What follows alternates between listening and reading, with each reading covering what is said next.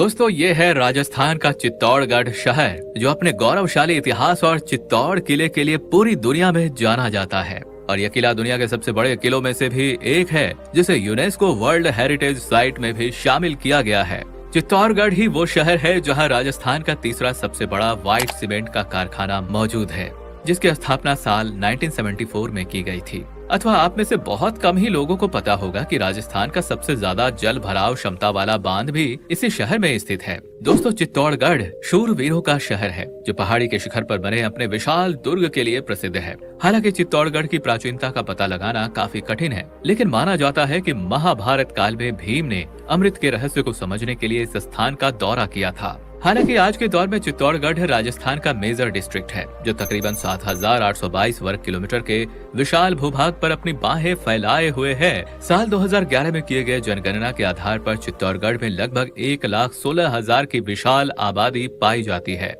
यहाँ के लोग बड़े ही शांत स्वभाव के होते हैं तथा यहाँ का खान पान और मेहमान नवाजी आपका दिल जीत लेगी।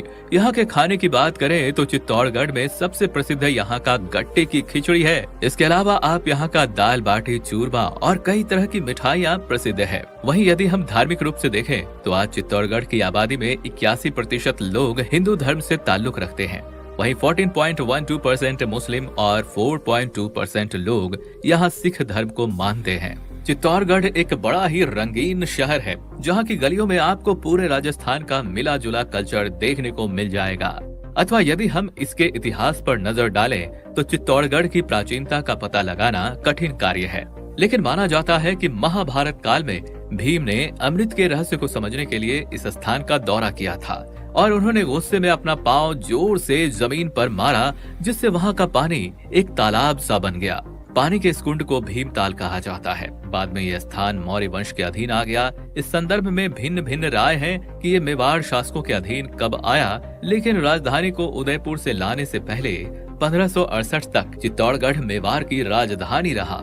ये माना जाता है कि गुलाबी वंशी बप्पा रावल ने 8वीं शताब्दी के मध्य में अंतिम सोलंकी राजकुमारी से विवाह कर लिया और चित्तौड़गढ़ को दहेज के रूप में प्राप्त किया। बाद में उनके वंशजों ने मेवाड़ पर शासन किया, जो 16वीं शताब्दी तक गुजरात से अजमेर तक फैल चुका था।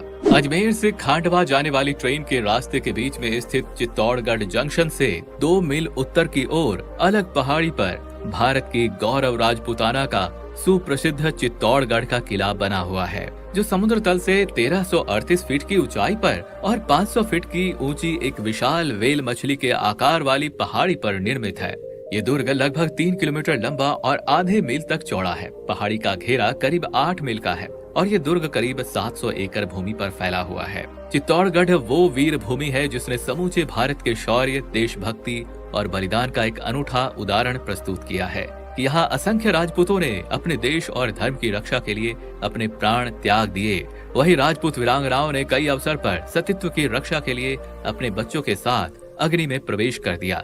इन स्वाभिमानी देश प्रेमी योद्धाओं से भरी पड़ी ये भूमि पूरे भारत के लिए एक प्रेरणा का स्रोत है। यहाँ की हर एक इमारत हमें एकता का संकेत देती है। दोस्तों जोधा अकबर मूवी चित्तौड़गढ़ के फोर्ट में शूट हुई थी और कई बॉलीवुड मूवी के गाने जैसे कि गाइड का गाना आज फिर जीने की तमन्ना है, जो 1965 में शूट किया गया था, और ये जवानी है दीवानी, प्रेम रतन धन पायो, कयामत ही कयामत जैसी कई मूवी चित्तौड़गढ़ फोर्ट में शूट हो चुकी है। तो अब बात करते हैं चित्तौड़गढ़ के बेहतरीन टूरिस्ट प्लेसेस के बारे में, जहां जाकर आप अपनी चित्तौड़गढ़ की यात्रा को और बेहतरीन बना सकते हैं। तो फर्स्ट है चित्तौड़गढ़ फोर्ट। दोस्तों चित्तौड़गढ़ फोर्ट उत्तर भारत की सबसे महत्वपूर्ण किलों में से एक है, जो कई वीरता और बलिदानों की कहानी के साथ यहाँ आज भी खड़ा हुआ है। चित्तौड़गढ़ का दुर्ग राजस्थान में घूमने वाली जगहों में से एक बेहतरीन जगह है। सही शब्दों में ये दुर्ग राजपूतों की संस्कृति और मूल्य को भी प्रदर्शित करती है। अगर आप चित्तौड़गढ़ जाएं तो इस दुर्ग को देखना बिल्कुल भी ना भूलें। नेक्स्ट इज रानी पद्मिनी महल। रानी पद्मिनी का महल मानसरोवर के किनारे पर बना एक ऐतिहासिक महल है। ये महल रानी के लिए एकांत, शांत और पर्दे के इंतजाम के साथ ही रानी पद्मिनी की सुंदरता के किस्सों का ऐतिहासिक गवाह है। इनकी इसी सुंदरता की छवि को देख के ही मुगल सम्राट अलाउद्दीन खिलजी ने उन्हें पाने के लिए चित्तौड़गढ़ पर हमला किया था। नेक्स्ट इज कीर्ति स्तंभ। इसे भगेरवाल जैन व्यापारी जीजा शाह ने 12वीं शताब्दी में बनाया था।